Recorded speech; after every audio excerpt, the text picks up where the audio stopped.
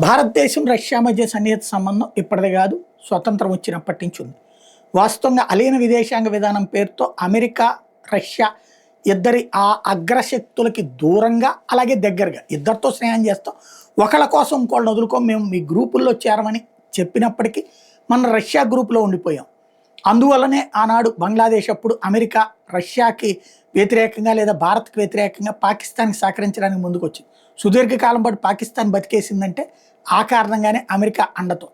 అయితే ఇప్పుడు కరెక్ట్ విదేశాంగ విధానాన్ని, కరెక్ట్ అలీన విదేశాంగ విధానాన్ని అమలు చేస్తున్నాం. ఇద్దరితో స్నేహం ఉండదు, ఇద్దరిని ఎక్కువగా నెత్తిన పెట్టుకో. ఇలాంటి సందర్భంలో భారత్తో మరింత సాన్నిహిత్యాన్ని పెంచుకోవడానికి రష్యా ప్రయత్నిస్తుంది. సంథింగ్ ఏదో జాయింట్ వెంచర్ పెద్దది చేయబోతున్నామంటూ రష్యా అధ్యక్షుడు పుతిన్ చెప్తున్నాడు. ఇద్దరం కలిసి మూవ్ అయ్యేటటువంటి ఒక భారీ ప్లాన్ ప్రిపేర్ చేస్తున్నాం, అతి త్వరలోనే జరుగుతుంది అని చెప్పుకొస్తున్నాడు పుతిన్.